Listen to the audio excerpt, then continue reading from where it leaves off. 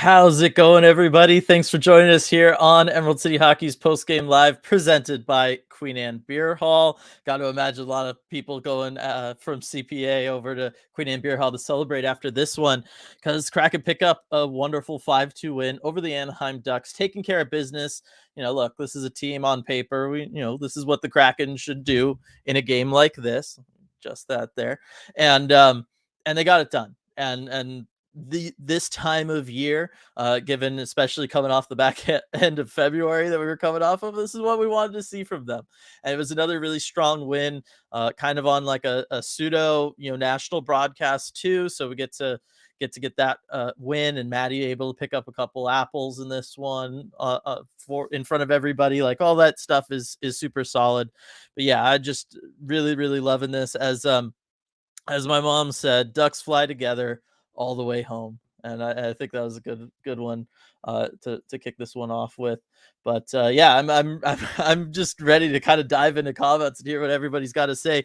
There's some stuff we'll definitely talk about. Obviously, RJ will join us in a little bit from Climate Pledge Arena after going through the media scrum. I got to think everybody will be pretty happy in the locker room after this one. Michael kicking us off with Pluck the Ducks. I love it, Michael. That's a good one for sure. Hunter, justice for Dunn. So, all right, we made it not even 2 minutes in before talking about that. I think I'll go with that in just a little bit. We'll let some more people come in, because I know that's going to be a big topic of conversation in this one, and then we'll probably get RJ's take and the team's take, I would assume, after this one as well.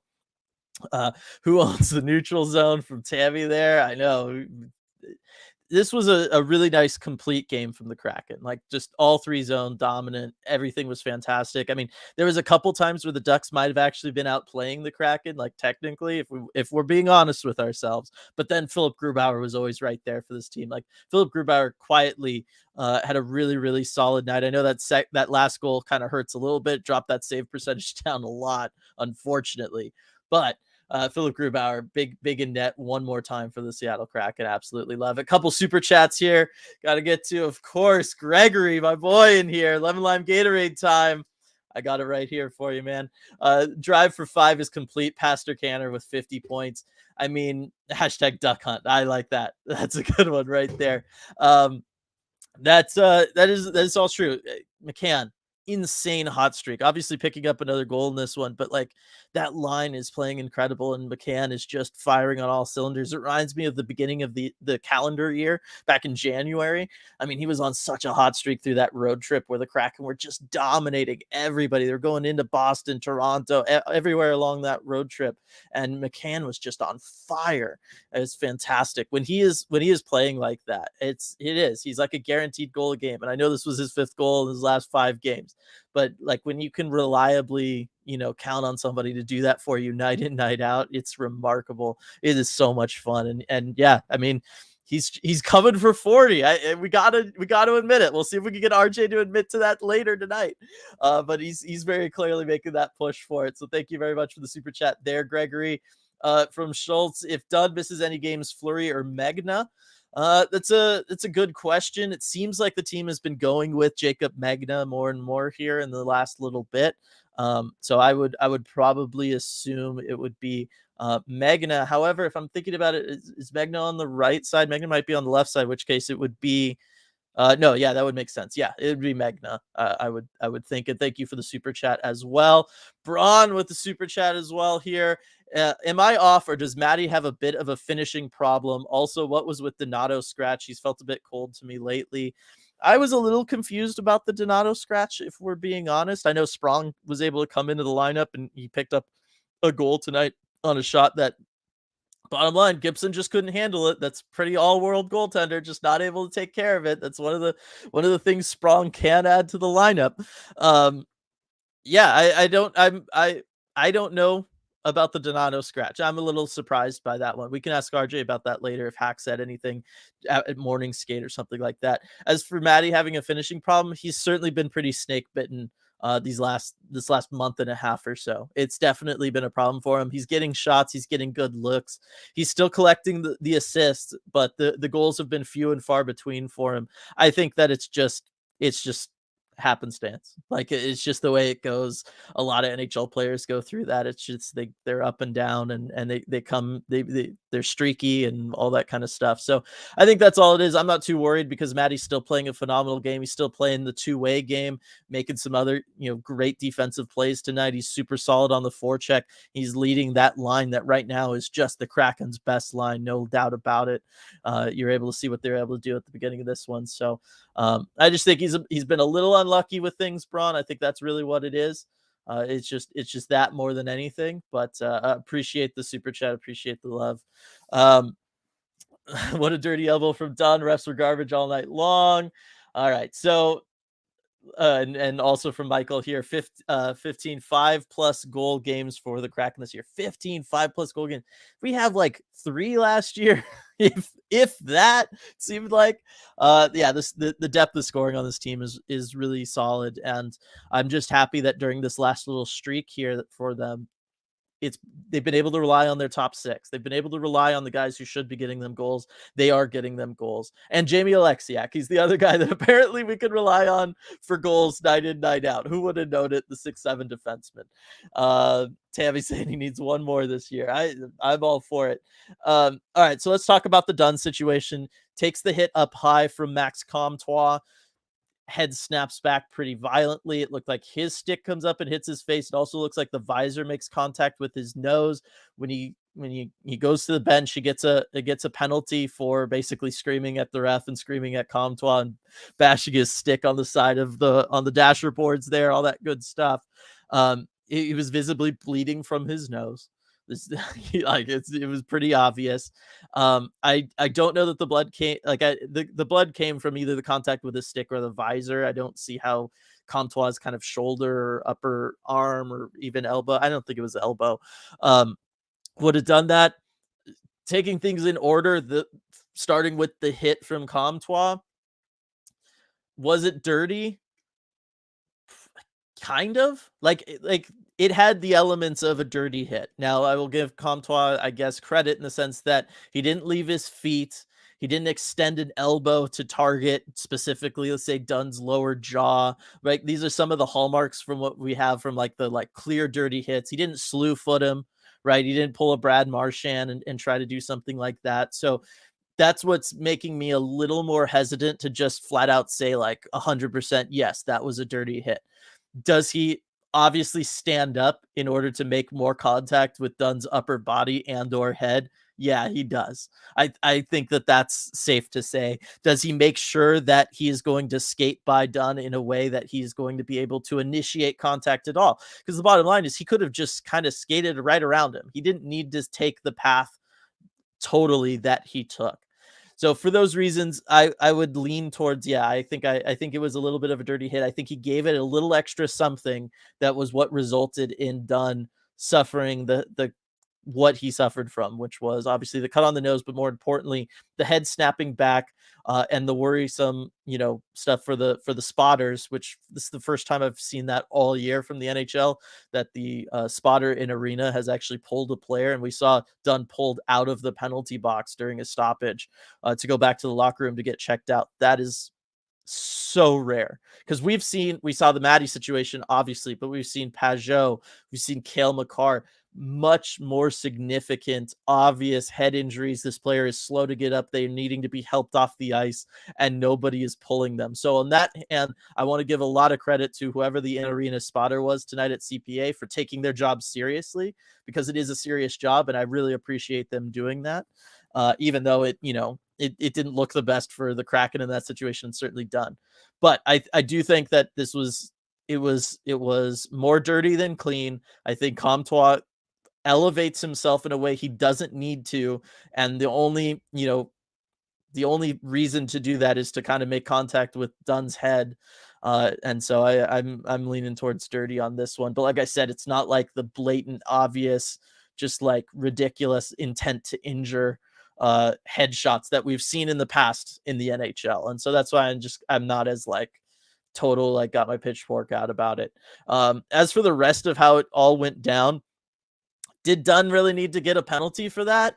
I don't know. I feel like we've seen guys just do that in the NHL and it's not a penalty. So I I don't know. I'm not happy with the penalty entirely. I think that was just the refs trying to control the game at that point. They knew that this was kind of a blowout. They knew that, things could get ugly. If you don't put Dunn away, he's going to go and try to fight Comtois, or someone else is going to go try to fight Comtois. By giving Dunn that penalty, and then I certainly think him getting pulled by the concussion spotter, I think that's why we didn't see the Kraken react maybe a little bit more than they otherwise would have wanted to. But yeah, those are kind of all my thoughts on it. I'm sure we'll rehash this when RJ gets back. But hopefully, I didn't say anything too against what everybody else is thinking here. And then Michael also with hope Dunn is okay and not concussed. Interesting to see what Hack's comments on that hit and potential injury are. I agree. I'm really, really interested in that one. Good morning, Barbara. Hope you have a wonderful day. That one timer from Tolby is a thing of beauty from Al there. It's so good. It's so good. I mean, we've seen it really since he's been with the Kraken here, but it is so solid. Really happy to see him get another goal because it felt like it's been a little while from him, right? And then how about everybody? How about empty net goal time? Really should be Turbo's time. And Jaden Schwartz goes out there, subverts all expectation, gives us a little twist on the empty net end of game scenario for the Kraken. It wasn't Tanev this time. Jaden Schwartz comes in. How about that, everybody? He broke the streak for the Kraken of games either ending on a Kraken overtime winning goal or a Tanev empty net goal. Jaden Schwartz just broke that streak. How's everybody feeling about that? I mean, good is what I would assume. That's how I feel about it. I'm happy for Schwartzy to get it on the board. Ty, wait, they wave flags after a win? I've never seen that before. Were you there tonight, Ty? Did you get a win? You got to see a win? You got to see a win and a sick Zegras goal? Is that what you're telling me right now, Ty? I know Lindsay was in the building, and we'll get down to that comment a little bit later. But yeah, if you were in the building tonight, you got to see a win, and I know it was a goal for the opposing team, but that Zegras play was unbelievable. How that guy is able to pull off stuff like that on the fly at full speed. Because I've seen the between the legs goals before, and almost every single time they're going cross crease, pulling the goalie with them, and then they do it to tuck it backdoor behind the goalie after the goalie's already pushed off and they've left that side of the net.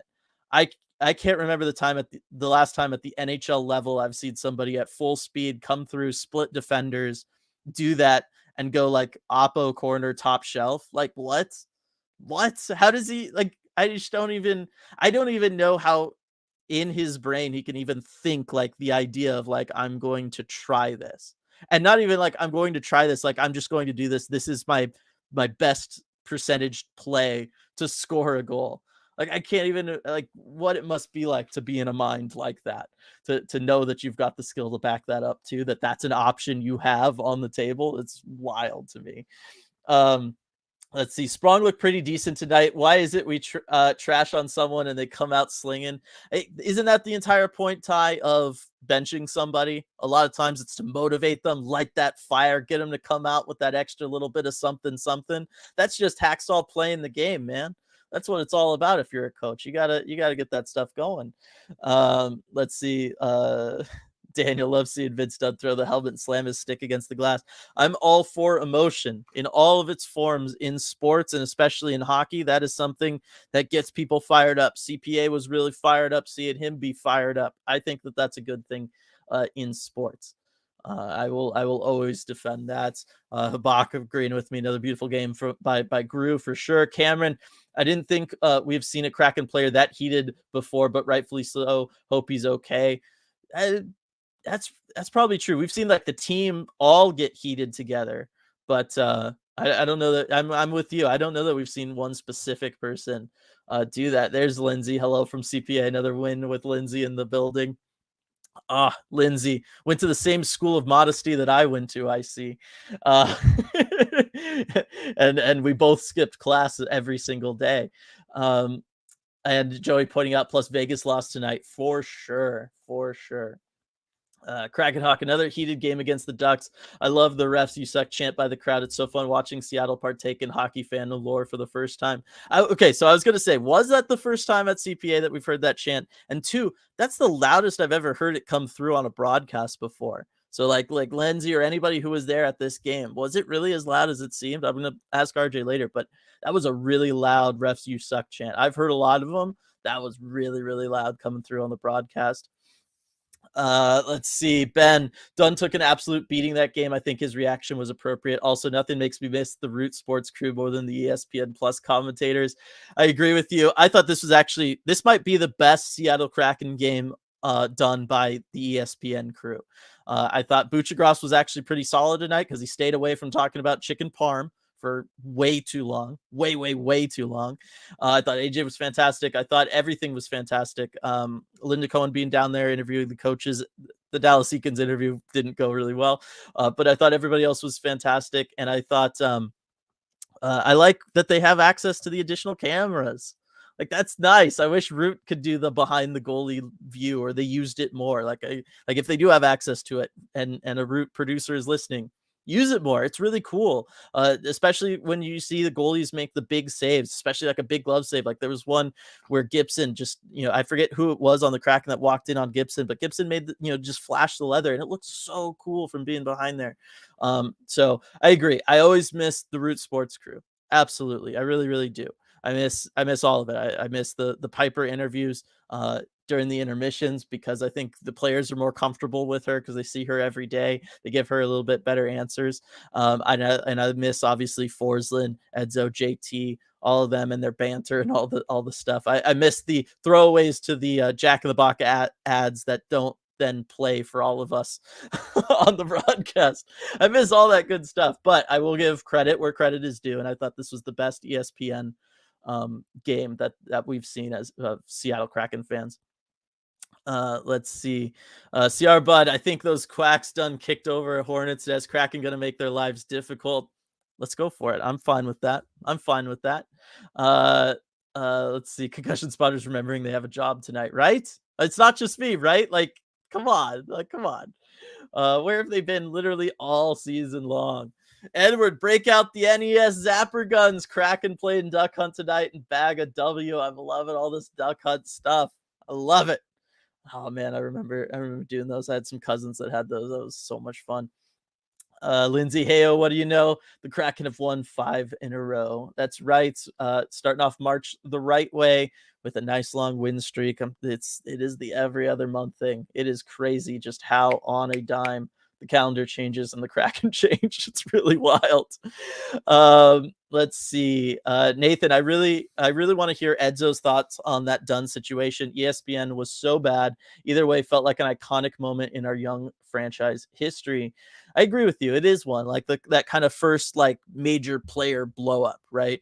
If we've talked about that already on this one, but yeah, I thought that I agree with you. Edzo will definitely talk about it, and we will hear it on Thursday.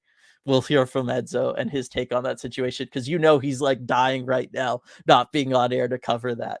You just know it. Kraken Hawk, fun fact, Como News reported that the Kraken make the playoffs. They will be the fastest to make a playoff appearance after the expansion season of the 4 major sports teams we have in Seattle. Yeah, I mean, they're going to be the fastest amongst the NHL teams not named Vegas, or not in Vegas, I should say. They're not named Vegas. The Vegases. So I definitely believe that. I mean, it is rare for expansion teams in season 2 to put together a performance the way the Kraken are putting together this year. It just shows again how special this whole thing has been. Talking about special, I mean, we're up to 133 in here. It just keeps climbing every time I peek over at the number. Thank you everybody for being here and supporting us. Absolutely love it. Ty, one of my buddies commented on Dunn. It set me off, and I let him have it on protecting these dudes' brains. Stuff is unacceptable. It needs to get better. Good on you, Ty. Really, really happy to hear that, because it's 1,000% true. Like I said, I'm so happy tonight to see that a concussion spotter like did their job and actually like went out there and the process worked, and that we saw that the process still exists, because like I already threw out some names. There's been way too many examples this season where that has not happened in situations where you can just tell that player is concussed, far more so than with Dunn tonight. And I would rather them lean on the side of caution and pull players in Dunn's situation tonight, as well as all the other ones, rather than them wait for, basically somebody to be knocked unconscious the way it felt like before this. You know what I mean? Alex, the concussion spotters basically gave Dunn a misconduct that I thought the refs were going to give. Yeah, I was worried that the refs were going to give him misconduct for kind of blowing up at them too. I'm happy that they didn't. And I get it. That's the trade-off, right? We want the concussion spotters to do this. We want the league to take this seriously and the teams to take this seriously, because we know a lot of this is also on the teams as well. It's not really like, oh, that's the league and their concussion spotters. The teams are kind of responsible for these concussion spotters being there and having the ability to do all this. And I do wonder if after the Maddie situation earlier this season, if the Seattle Kraken are taking that a little bit more seriously. But that is the flip side, especially if like I just said, I want them to be more cautious about it. The problem is you're pulling a player out of the game, and you're pulling a player out of a game for a while. Like, they could be gone for a good 5 minutes off the game clock, if not more. And especially then, if they're going to be determined to have a concussion, they're just gone entirely.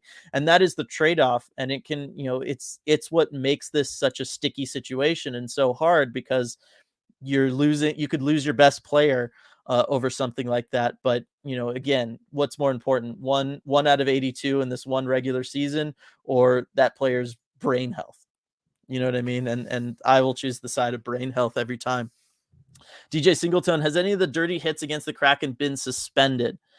I feel like last year we had somebody get suspended for doing something. I know obviously Marchand for the slew foot on Bjorkstrand was just fined. Again, the maximum amount of $5,000. That's a whole separate rant for a different day. But I can't name one off the top of my head, DJ Singleton. I appreciate the super chat. It feels like there was one last year. Anybody else? Anybody remember one?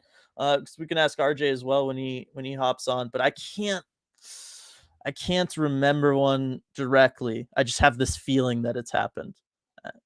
So that's where I'm at. Sorry, DJ Singleton. We will get you a better answer in just a little bit. Here, let's see. Alex, Seattle improves to 10-0. Excuse me, when Tolvanen scores and I respond with blank team is finished by my count. I love it. Sprague and Tolby goal night equal the laser show from Striatic. That's right. I mean, we got the depth guys showing up as well as that top line.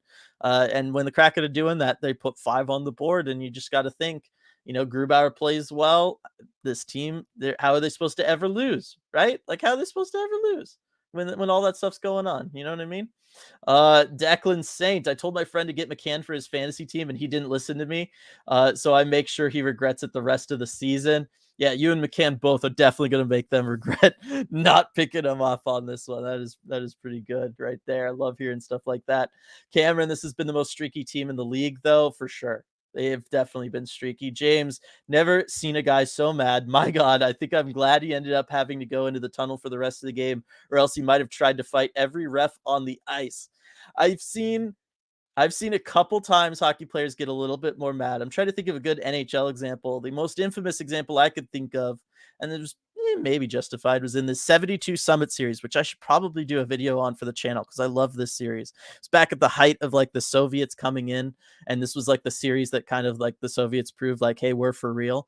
And it was against Canada, and they did this big like 8-game series in Canada and then in the Soviet Union, between Canada and the Soviet Union, to determine which country was better at hockey. And it was a huge deal in Canada.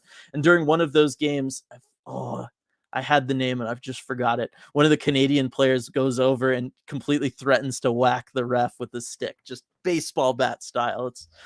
I still think that ultimately will always take the cake in my mind. You could look it up if you put in for it on YouTube, you should find it. Oh man, I'm definitely off season. I'm gonna have to make a video about the Summit series because there's so much great stuff. Everything from spy equipment in the players' hotel rooms to a reporter literally having to eat a hat dipped in borscht. It's the best. It's the best.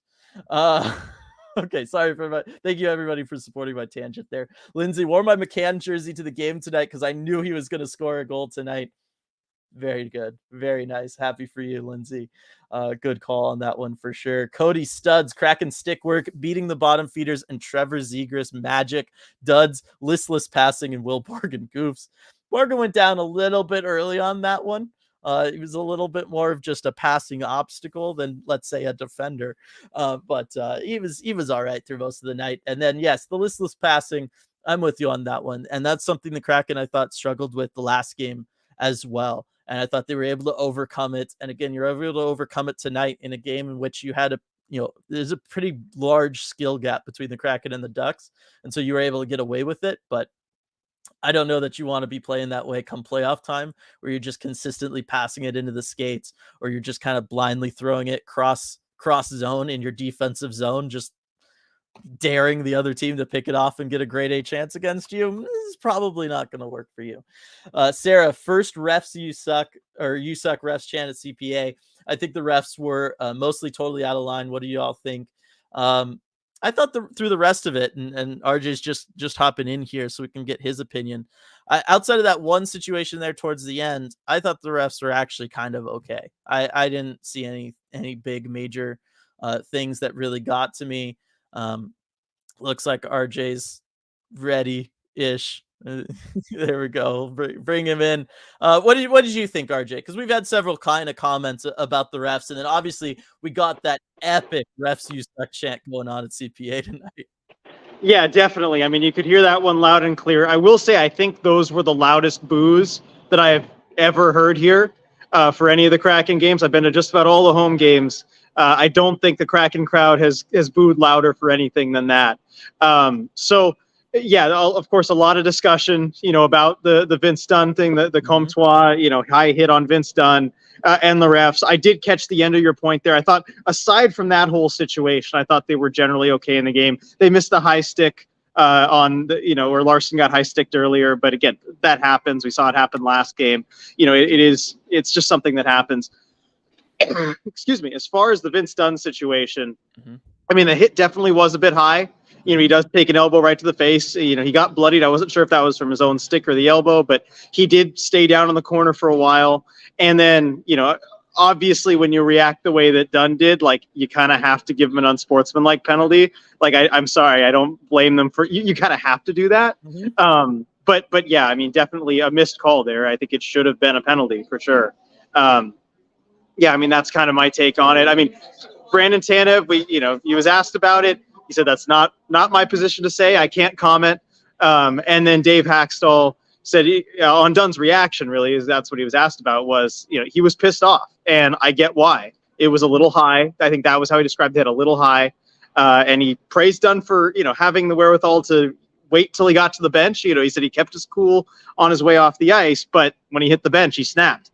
And, Haxtell didn't want to say a whole lot more about it. I will say he said that the call was from up top, by the way, because if you'll notice, if you look at the penalty sheet, Dunn was not kicked out of the game.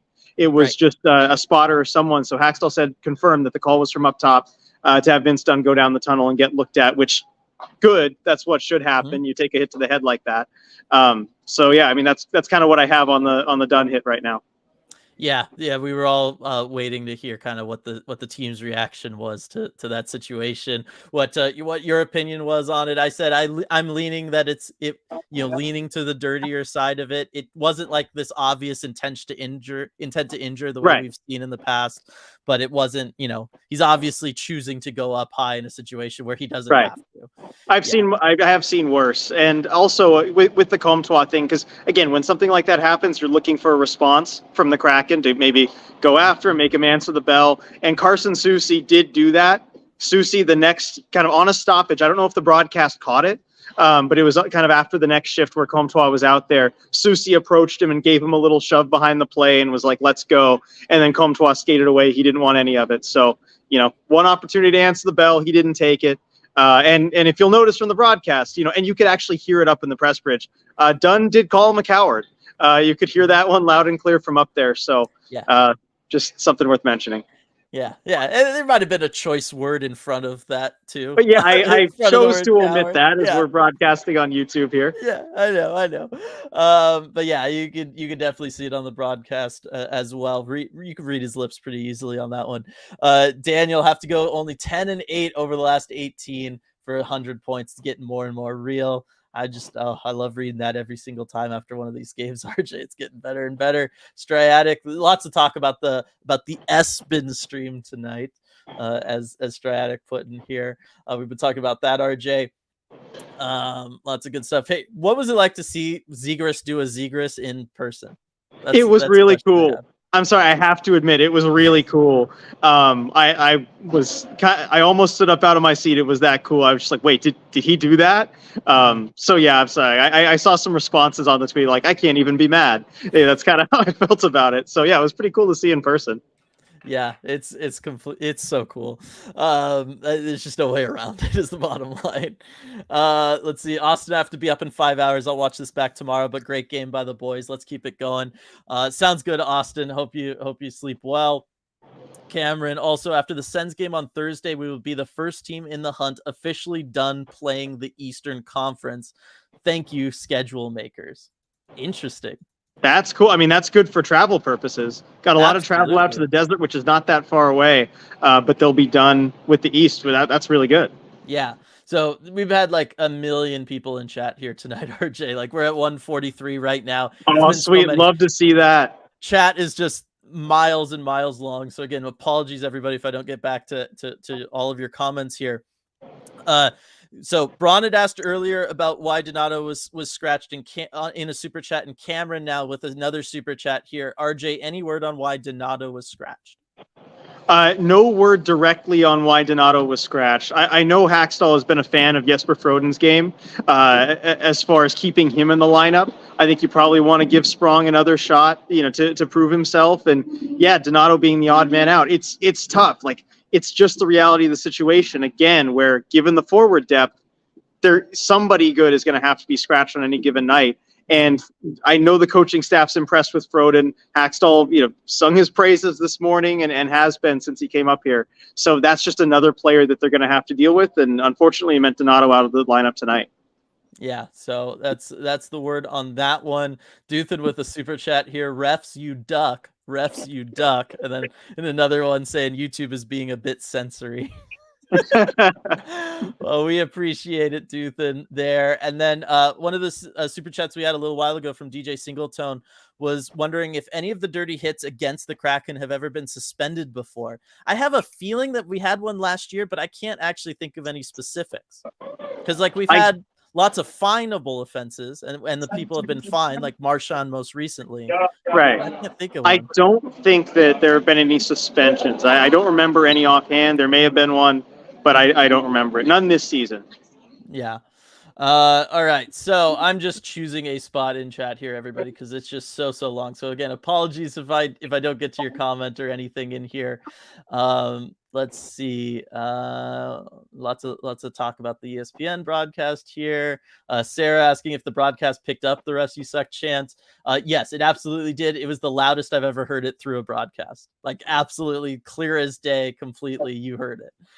Yeah, well, you picked it up how it sounded here then, because it was quite loud. Yeah. So Tyler, good win. However, I'm a little disappointed in the team for not sticking up for Dunn after that hit, especially after it looked like he left for concussion. Not a player we can afford to lose. Yeah. So as RJ just had talked about, Susie went to him to try to get it something, but Comtall wasn't going to play ball. Yeah, Susie tried. Yeah. Let's see here.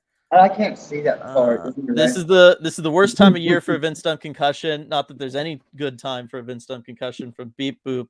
Yeah, I mean, agreed. He would be a tough player to lose here down the stretch. Yeah, although bringing in Megna again, this is the kind of unfortunate situation that was designed to help out for. Yeah. Jeremiah here with a big super chat. Always thankful for you, Jeremiah. It was so nice to watch the game on the big screen, and we weren't regionally blacked out for Alaska because it was a national game. I definitely think Comtois should be fined for that hit. It was low-key dirty. Take care to you as well. And yeah, I mean, everybody gets to watch it on ESPN Plus. So these national games, it's nice. It's really nice. And I forget, Jeremiah, you up there in Alaska, you and everybody else. Yeah, you can be that far away and still have to deal with the blackout issue. It stinks. I know the downside of it technically being Kraken territory still. Yeah, that's unfortunate. It is rough for sure. Yeah, Lindsay saying the Refs You Suck chant was incredibly loud and clear in person. Everybody saying it was super loud. Oh man, that's good. Cameron pointing out as well. I loving all this stuff about the schedule from you, Cameron, tonight. 13 of Vegas's 13 of Vegas's remaining 19 games remaining are on the road. So Vegas really going to have to go and try to be road warriors down this stretch here. I didn't realize until they were showing it during one of the intermissions today. I mean, LA's right on their heels. Yeah, they are. I mean, I believe they're tied in points with the Golden Knights having a game in hand, but it's a really close race all the way through, and the Kraken are only 2 points back. It's going to be such an exciting finish to the Pacific Division. And I mean, you could be talking about too, if you win the division, winning the conference too. It's all really close in the West. Yeah. Daniel saying Zegras was riding a stick horse as a tribute to the horses on Groovy's new mask. How is Groovy's new mask in person? It looks really cool. It is really cool in person, and I got a good close look at it this morning. Noticed it in morning skate. I'm like, that looks a little different than his normal mask. Used my camera zoom to get some good pictures of it.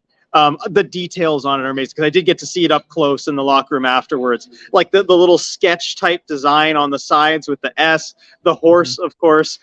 Grubauer, he does love horses. Like he loves to go ride horses. So that's pretty cool that he threw that on there. Just lots of little details on it. I like the Space Needle kind of going up the middle of the mask, kind of dividing each side.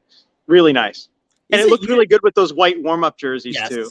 Yes. Oh, which looked amazing. Like those things are absolutely incredible. I totally love those. I was just going to say, is it unusual for a goalie to add in a new mask mid-season? Like, I believe this is his third this season, which is more than I think most goalies go with. So usually third if you don't count the Hockey Fights Cancer mask, because he actually did wear that in a game. Right. So that would be his fourth.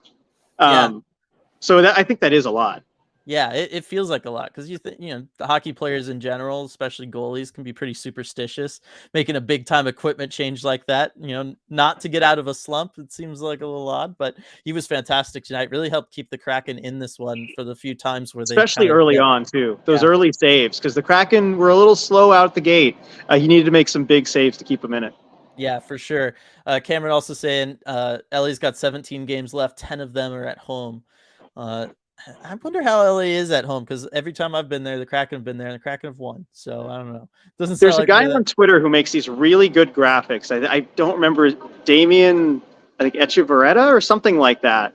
But anyway, everyone go look him up. I don't know if he started them for this year, but they document the whole standings and playoff picture. They've got games remaining home and road. They've got magic number. They've got points. They have the entire schedule for every team all in one little condensed graphic. It's really awesome. I'll retweet them when he starts doing them this year, but they're really good. Yeah, I was just looking at it. LA very dominant at home. Vegas pretty good on the road, almost as good as the Kraken as a road team. So kind of interesting there. Everyone's just talking about how it was hard to hear the broadcast over all the crowd chants and stuff. It was really cool. That must have been awesome at CPA. Was Press Bridge really bouncing?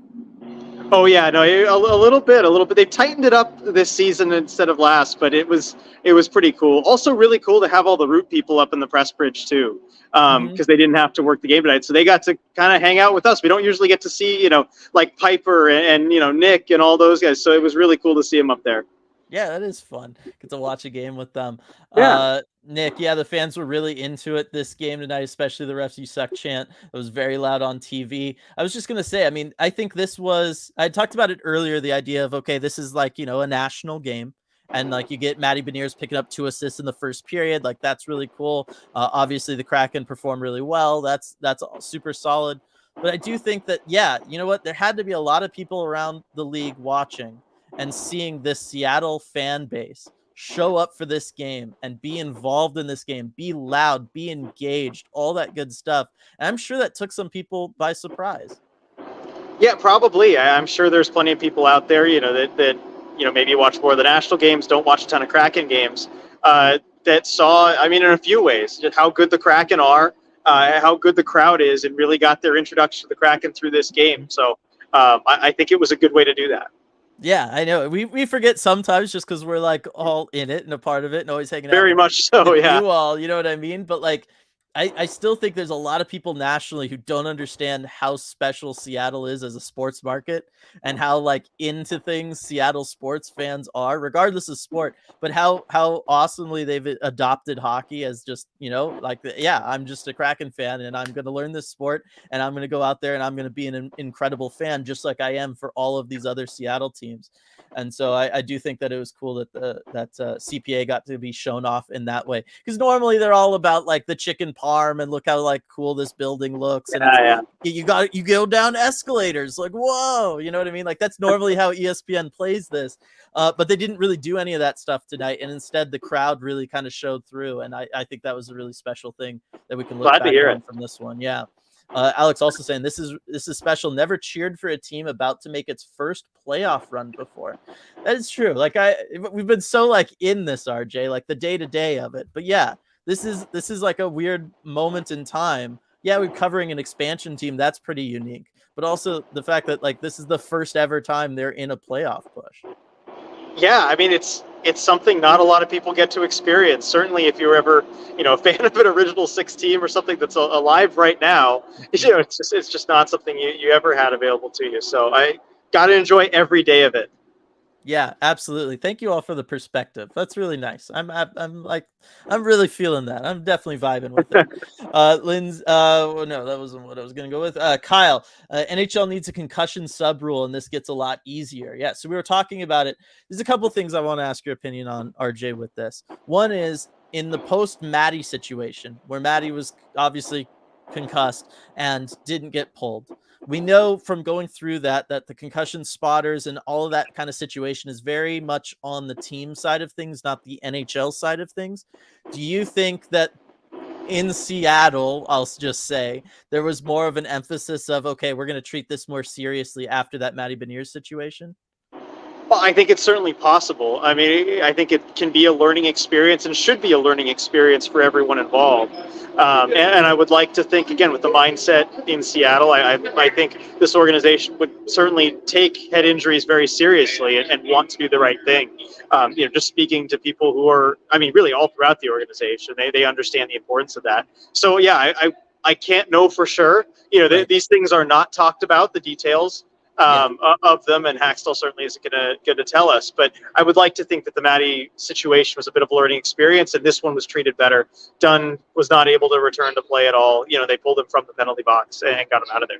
Yeah, and I'm happy about that. And we talked earlier, going back to the comment about them needing a sub rule. I talked earlier about how I want them to be cautious, but yes, the downside of them being cautious is they're pulling one of your best players out of this game. And it's essentially like they've gotten a misconduct when they did nothing wrong, right? And so, yeah. Kyle, you're not the first person I've heard of talk about a sub rule, and I do think that would be a good kind of thing that to have in the NHL, if that's what it's going to take to have them be more cautious and protect the long-term health and safety of these players. I'm all for the NHL adopting a rule like that. Yeah, agreed.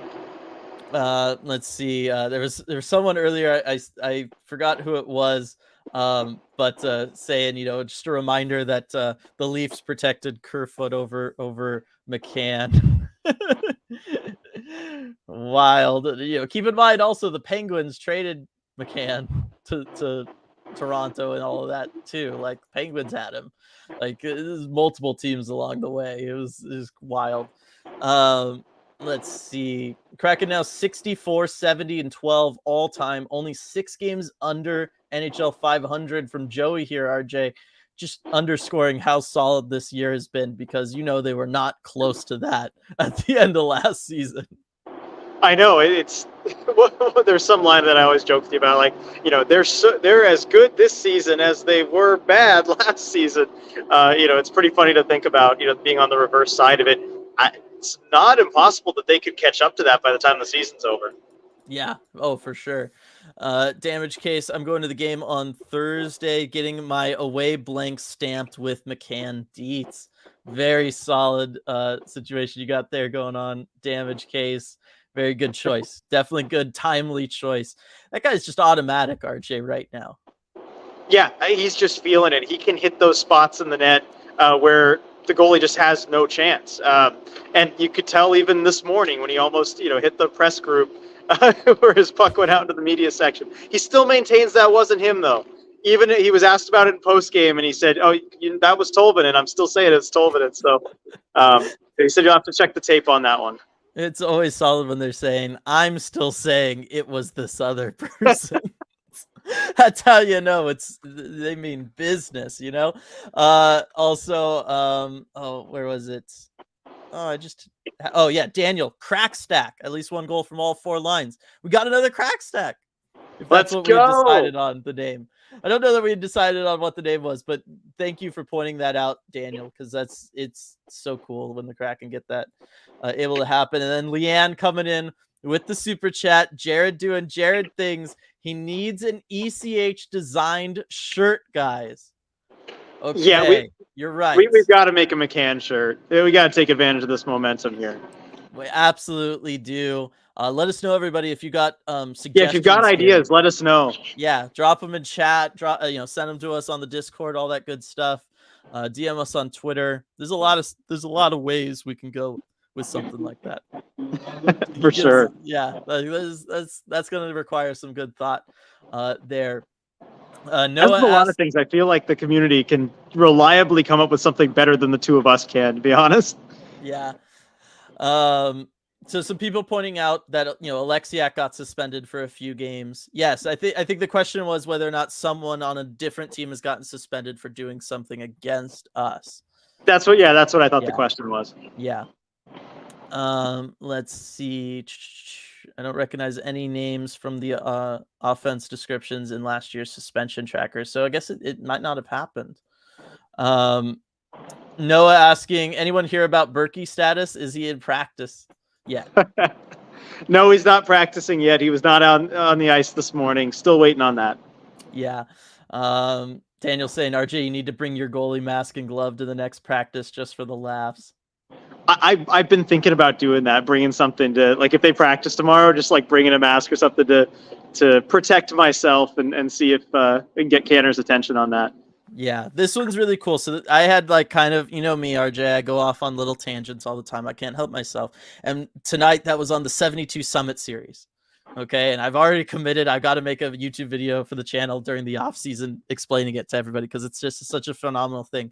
And I got this really cool comment here from Daryl. One of my treasured possessions is a program that my late uncle gave me from that 72 series. There's also a great documentary on that series if you get a chance. Yes, I know the documentary you're talking about. It's a fantastic documentary. I don't remember the name of it. I'll look it up and then I'll put it out on the Discord. But yeah, everybody should give it a watch. It's really, really awesome. And that sounds so cool, Daryl, to have something like that from that series. Like, that's got to be really, really fun to flip through. And that is definitely a treasured possession. Really nice to hear that.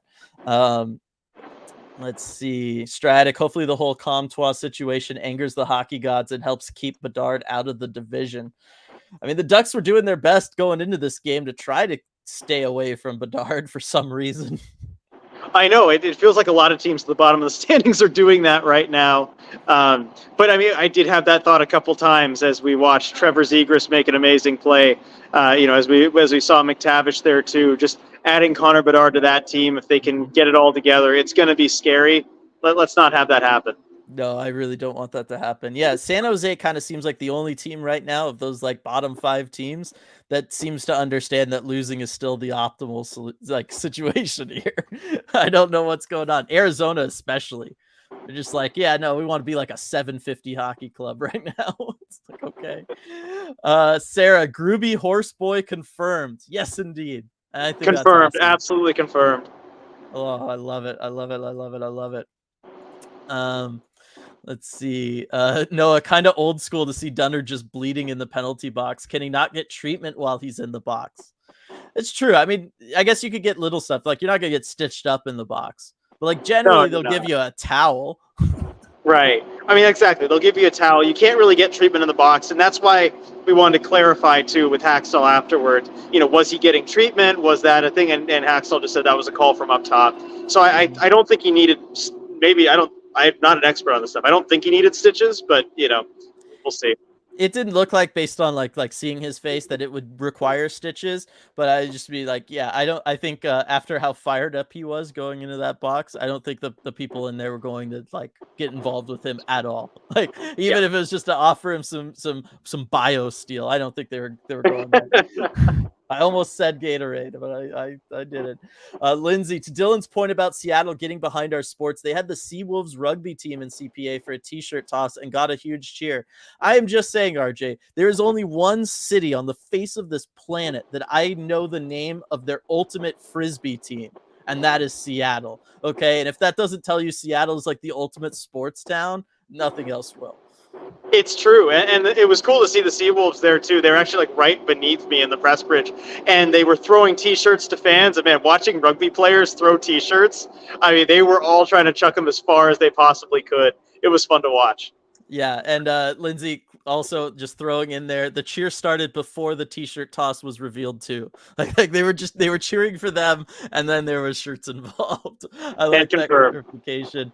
DJ Singleton, are all the Seattle sports teams good right now? Well, I haven't kept up with the Cascades, the ultimate Frisbee team, so I can't say definitively all of them are. But yeah, for the most part, I mean, they all kind of are. The Sea Dragons seem to be turning it around. You know, Josh Gordon working his magic like it's 2012. Yeah, exactly. Edward, that's right, national TV audience. We're more than just our chicken parm. That's right. That's right. We can also yell at the refs. It's all good. Yeah. There was no chicken parm on the broadcast today, was there? No, not even a mention of it. That's what I'm saying. Like, this was by far and away the best ESPN broadcast we've had. Okay, that makes sense. There must not have been, because I saw Bucci go get some pizza at intermission, so he wouldn't have done that if they had chicken parm. That's my kind of chicken parm. Just pizza. Cameron, born in 2002, first time seeing both my baseball team and hockey team make playoff runs, plus what the Hawks did. This has been such a surreal year. It really has been. Like, everybody in who roots for Seattle-based teams, super fortunate right now. Like, everybody enjoy it, take it in, be present in the moment. That would be the best like I can offer. And to see in the spring too, this is something that Everett Fitzhugh pointed out to me before the last road trip, where he was saying this is the first spring playoff run that a Seattle team has had since like 2005 with the Sonics. Yeah, I mean, it's been a long time. Yeah, that is definitely true. Scott with just the Matty for Calder. This was another definitive night, able to put some space between himself and McTavish for that rookie points race. I mentioned it earlier. Do this on an ESPN stream, like that's super solid for you as well. Helps you out. I think Matty's really on his way there. Kyle, do you get a 4-minute minor for a high hit leading to a concussion? So that's a very good question, Kyle. No, you don't, unfortunately. But I think that's something, like, it's hard to determine the concussion on the spot. I think maybe the NHL could put in some sort of rule that if the player ends up, well, I guess it would be hard because it could be subjective as to whether or not it was your fault. And I was going to say, if a player gets knocked unconscious, you can then make that like more aggressive than just a regular penalty. Yeah, it is kind of odd that you have the only real double minor scenario coming from a stick coming up and hitting someone, given that it's, it can have some bad effects, but it's not always the most dangerous thing that can happen. Yeah. So it'd be tough to adjust it, though, because anything that leads to more, subjectivity from the refs, you always get some ugly situations with that. Yeah, it would be rough. And I guess, look, the bottom line is that's why there are misconducts and match penalties and all that other stuff. Those tend to just come into play, in which case it's a heck of a lot more than 4 minutes. You're getting a 5-minute major. That's a 5-minute power play in which you can score as many goals as you want. That's a full 5 minutes of you having that man advantage. So it ends up being even more valuable than say like a double minor situation. Daniel, really need to enjoy this time. It won't ever be more fun than this until we win the cup. Next year will be way more stressful due to expectations. Can't argue with you, Daniel. That's true. This season, it's all found money. Just enjoy that. Enjoy the stress-free atmosphere. Yep. Scrolling past Leanne's awesome super chat here one more time. Jen, okay, so we got some McCann shirt idea from Jen. Rosie the Riveter style. Yes, we McCann. I like that. That's Jen. A popular one. Jen coming through clutch again, as always. Kyle with a Jared McCannon. I like that. Jared McCannon firing pucks out his cannon off a pirate ship. Ooh, that's good. That is good. Let's see. Yeah, Cameron saying so. It was Jared or Ellie who tried to hit you all with the puck at practice this morning. Jared said it was Tolby. Some more Yeah, they were love. both pointing at each other, saying it was the other one. Yeah. Yeah, I know that some more love for the idea of McCann on a pirate ship, so we might have to consider doing Speaking something of like those that. two, McCann and Tolvanen, can I go to Yeah, story time real definitely, quick here? definitely. So, and I did tweet this already, but I want to mention it here on post game. It was kind of incredible. So, at the end of morning skate, after stretch, and we're all kind of walking down to go toward the locker room. I'm talking with Nick Olczyk, and he kind of pulls me aside. He's like, hey RJ, he was thinking about the McCann shot that it was McCann, by the way, that almost hit us. And he's like, you know what? He's feeling it from that spot. Canner's going to score a goal from that spot tonight. He's going to score in the game. So, watch out for that. I'm predicting it. And then we keep walking down and we see Tolvanen just taking one-timers, just practicing those one-timers from that spot. And Nick says, oh, also, Tolvy's going to score from that spot on the power play, one-timer just like that. And so I had that in my head all night. And then, of course, McCann scores early on from his spot. And so I text Nick of like, hey, McCann goal, Tolvy next. He's like, absolutely. And then, so when the Tolvanen goal happened, I was kind of freaking out. I couldn't believe it. So the guy knows what he's talking about. Yeah, I mean, if we didn't know that before, we sure know that now. That is a heck of a performance from Nick Olczyk. I did ask him for tomorrow's lottery numbers, but he's like, I'm not telling you. Okay, there we go. All right, very solid. I'd probably say the same thing. Then why would I tell you? Yeah. Harley Kraken, Holy Kraken Twitter post. Turbo speaks as quick as he skates. What was that, lol? So I guess I got to go check out what the Kraken posted on Twitter. Do you know what Harley's talking about? No, I don't. Is it the hat? Well, because I saw the hat was right next to his stall, so maybe it was the Davy Jones hat. It was right in between Tanev and Tolvanen, so that tells me something was going on in that area. But yeah, I'm not sure. Yeah. Okay. So we'll do that. I'll definitely check into that. DJ Singleton, Columbus, remember to tank halfway through the game tonight. Absolutely. And thankfully my fantasy team with all my Penguins benefited from it. Cameron, are you really asking our favorite Red Hot Chili Pepper song? Is that what's going on here? I will think on that and I will get back to you because that's a big question to ask here at the end of a stream. Let's see, another good viewership night. Please like the stream from Stratic. Thank you for looking out.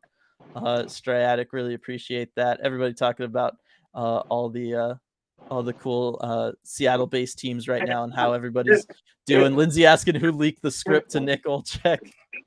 I know, right? It's like he has the script ahead of time. So maybe for the national games, he could get a hold of it. Yeah. Phil asking, I know Beniers will get nominated for the Calder. Any chance he gets a nod for the Lady Byng? I doubt it just because looking at the way it usually goes, it's very rare for a rookie to get, large amounts of votes for the Lady Byng. It's one where you kind of have to be around and be in that conversation for a while. Rightly or wrongly, it seems like that's how it usually goes, if I'm remembering correctly. Yes, I would agree with you there. It's one of those, like, with all these trophy things, like, they're like, okay, if you're a rookie, then the Calder is for you. Like, you don't then factor into basically any other trophy race because you have your rookie trophy. Like stick to your lane kind of thing. You know what I mean? And so that's generally how that situation goes. I'm looking at the last couple winners and what the voting situation was for the Lady Byng. And yeah, they're all more established players. I will say that the Lady Byng is one where it's not like, say, the Selke, where it's just going to go to one of two people every year. Like the Lady Byng, like they at least give it to different people every year. So if Maddie, kind of doesn't really, have a shot this year, if he continues to play like this, as I look at all the people who have gotten it, I think he will have a shot in the future because I see names like Kopitar, Barkov, McKinnon. These are a lot of like centers that can play two-way, that can, draw penalties, but they don't take them, very much in the mold like Matty Beniers, or I should say Matty's in the mold of them. So I think I could see a Lady Byng in his future, but I don't think this year is going to be realistic just because of the rules, RJ. Right. Cameron saying snow heyo has been stuck in my head all day. All right, well that explains it. Then yeah, I would probably ask that question too. Like I said, I'll get back to you, Cameron, just not tonight. Let's see here at the end. No, I need Nico to help me with a few sports bets. Can you pass me his number?